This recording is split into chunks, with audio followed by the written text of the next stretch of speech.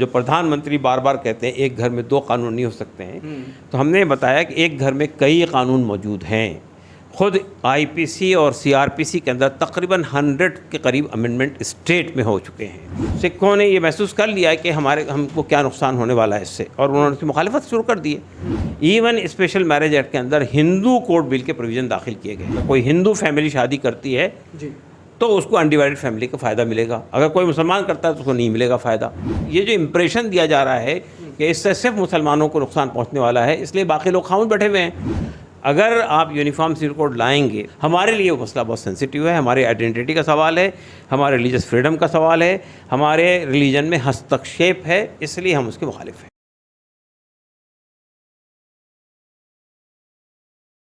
Uniform civil code को लेकर इस वक्त घमासान छिड़ा हुआ है, माहौल काफ़ी गरमाया हुआ है। बार बार यूनिफॉर्म सिविल कोड की बात हो रही है। मुस्लिम पर्सनल लॉ बोर्ड की बड़ी बैठक हुई है यूनिफॉर्म सिविल कोड को लेकर। मेरे साथ बातचीत करने के लिए all India Muslim personal law board के स्पोक्स पर्सन डॉक्टर कासिम रसूल इलियास मौजूद हैं।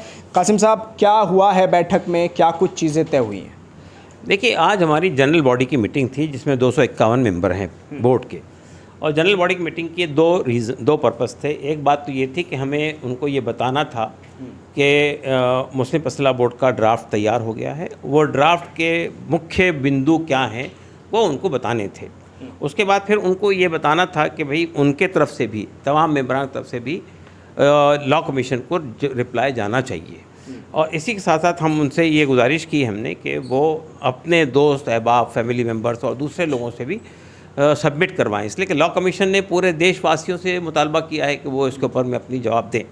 तो इस काम के लिए ये मीटिंग बुलाई गई थी और इस मीटिंग में यही बातें कही गई हैं। ड्राफ्ट आपने कहा कि वो बताया गया, क्या कुछ है ड्राफ्ट में, क्या वो मुख्य पॉइंट्स हैं कि जिन पर बातचीत की गई?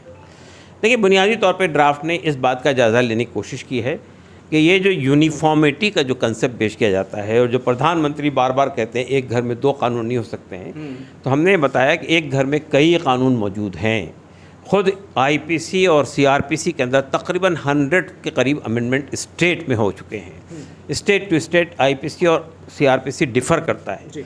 फिर हमने ये बताया कि इवन काउ स्लॉटर का जो कानून है पूरे देश में यकसा तौर पे नाफिज नहीं है। फिर हमने ये बताने की कोशिश की है कि रिजर्वेशन जो दिया जाता है वो रिजर्वेशन पे भी एक स्पेसिफिक कानून नहीं है, बल्कि स्टेट टू स्टेट डिफ़र करता है। तो एक तो यूनिफॉर्मिटी के मिथ को हमने उसमें तोड़ा है।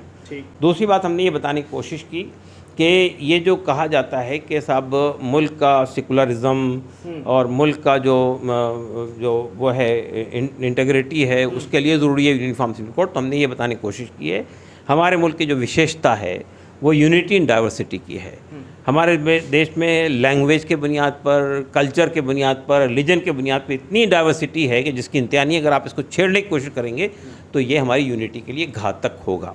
फिर हमने ये बताने की कोशिश की है कि ये जो कॉन्स्टिट्यूशन है, ये कॉन्स्टिट्यूशन ऑफ इंडिया भी बहुत सारे एग्जम्पशंस देता है। ख़ास तौर से आप ये देखिए कि ये जो हमारा ट्राइबल्स हैं उनको आर्टिकल 371A और आर्टिकल 371 में इस बात से एग्जाम कर दिया है कि पार्लियामेंट अगर कोई कानून बनाएगी तो उनके फैमिली लॉज को सुपरसीड नहीं करेगी। फिर हमने ये बताने की कोशिश की है अपने इस ड्राफ्ट के अंदर कि ये कहना कि हिंदू कोड बिल जो है मौजूद आज की तारीख में, उसके अंदर यकसानियत है, यूनिफॉर्मिटी, ये बात भी मिथ है। नहीं है ऐसा नहीं है। उसमें बहुत सारी तब्दीलियां हैं, मैरिज में भी, डाइवोर्स में भी, और आपके अडॉप्शन में भी, और आपके इनहेरिटेंस के अंदर भी तब्दीली है। इस चीज़ को अपने ड्राफ्ट में शामिल किया है, हिंदू कोड बिल की बात हमने शामिल किया है। फिर हमने ये जो ऑप्शनल यूनिफॉर्म सिविल कोड है, यानी स्पेशल मैरिज रजिस्ट्रेशन एक्ट और आपके इंडियन सक्सेशन एक्ट, ये इसके अंदर भी यूनिफॉर्मिटी नहीं है। हमने ये बात भी साबित करने की कोशिश की है। इवन स्पेशल मैरिज एक्ट के अंदर हिंदू कोड बिल के प्रोविज़न दाखिल किए गए हैं, यानी उसमें अनडिवाइडेड फैमिली वाला कंसेप्ट को दाखिल किया गया है। अगर कोई हिंदू फैमिली शादी करती है तो उसको अनडिवाइडेड फैमिली का फ़ायदा मिलेगा, अगर कोई मुसलमान करता है तो उसको नहीं मिलेगा फ़ायदा।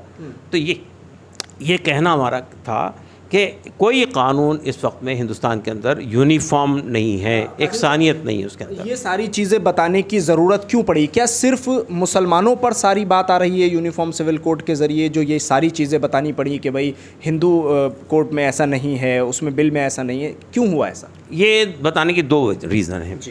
इसलिए कि प्रधानमंत्री भी और दूसरे लोग भी और जितना डिबेट मीडिया में चल रहा है, ऐसा लग रहा है कि यूनिफॉर्म सिविल कोड सिर्फ मुसलमानों के लिए लाया जा रहा है।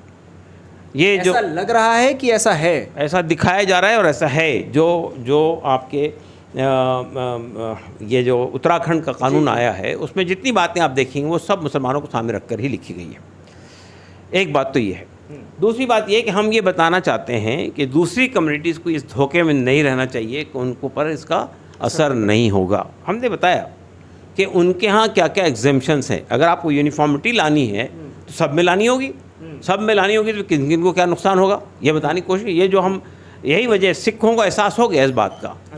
सिखों ने ये महसूस कर लिया कि हमको क्या नुकसान होने वाला है इससे, और उन्होंने उसकी मुखालिफत शुरू कर दी है। दूसरे लोग भी करेंगे आज जैसे जैसे उनको अंदाज़ा होगा, क्योंकि ये जो इम्प्रेशन दिया जा रहा है कि इससे सिर्फ मुसलमानों को नुकसान पहुंचने वाला है, इसलिए बाकी लोग खामोश बैठे हुए हैं। लेकिन जैसे ही उनको यूनिफॉर्म सिविल कोड का कोई वो आएगा सामने, ड्राफ्ट आएगा सामने, उसको अंदाज़ा हो जाएगा। फिर ये बात इवन इफ सपोज इस ड्राफ्ट में कोई ऐसी बात ना हो, ये तो बिगिनिंग है ना, ये तो शुरुआत है, उसके बाद सब हो जाएगा। लेकिन शोर भी तो सबसे ज़्यादा मुसलमान ही मचा रहे हैं इसको लेकर। सबसे ज़्यादा जो बैठकें हो रही हैं वो मुसलमान तंजीमों की हो रही हैं, बयानबाजी सबसे ज़्यादा मुस्लिम तंजीमें कर रही हैं। मुस्लिम पर्सनल लॉ बोर्ड देखिए किस तरह से दूसरी बैठक हो गई एकदम।